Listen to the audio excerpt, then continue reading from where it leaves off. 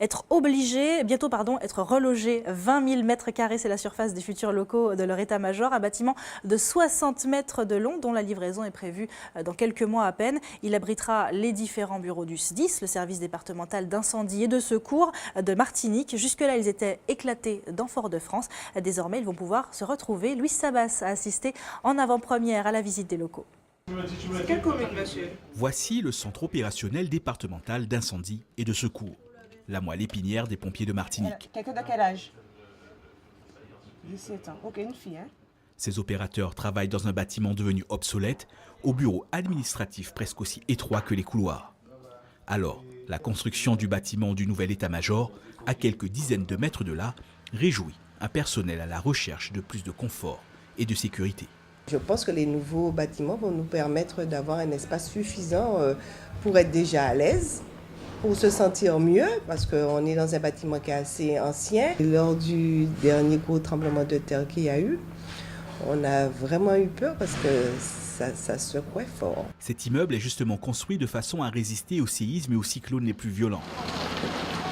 Malgré ses 60 mètres de long et ses 20 000 mètres carrés de surface bâtie, tout a été pensé pour un fonctionnement optimal, surtout en temps de crise. Ce bâtiment est construit sur des amortisseurs, des appuis parasismiques. Et puis on a renforcé aussi les équipements techniques, c'est-à-dire qu'il y aura 2 groupes électrogènes. On va essayer de faire 2 arrivées de téléphones différentes de manière à ce que coûte, pendant la crise, avant la crise et après la crise, le bâtiment puisse rester opérationnel.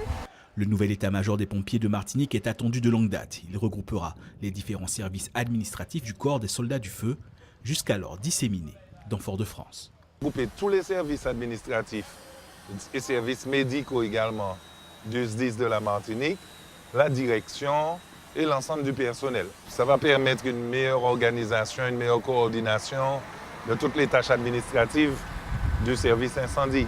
Selon les prévisions, les clés du bâtiment devraient être livrées le 20 novembre prochain.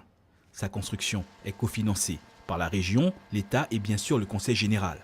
Elle coûte environ 12 millions d'euros, le prix de fonctionnement efficace et à toute épreuve du service départemental d'incendie et de secours de Martinique. Et si le bâtiment des pompiers est aux normes, mais eux aussi doivent être au mieux de leur forme, le sport pour les soldats du feu est la garantie d'une bonne santé. Et chaque année, ils bénéficient d'un suivi médical pointu et des rencontres sportives sont organisées pour motiver les équipes. Exemple ce matin, vous le voyez, avec la finale départementale du challenge de la qualité du sapeur-pompier. C'était au stade de Trenel à Rivière-Salée, une première étape pour sélectionner les meilleurs pompiers de Martinique. En mai, ils iront représenter notre département en Guadeloupe pour la finale régionale. Écoutez, le lieutenant Guy-Albert Jorit, conseiller technique en charge du sport au sein du SDIS, il répond à Marc-Olivier Dream. Tous les ans, les pompiers sont contrôlés et au vu des tests qu'ils réalisent et du contrôle médical, le médecin délivre une attestation de conditions physiques pour tous les sapeurs-pompiers de la Martinique.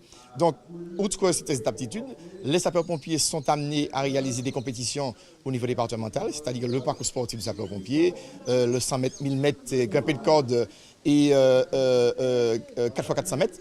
Donc, ce sont des épreuves réglementaires qui se disposent au niveau départemental, au niveau régional et au niveau national.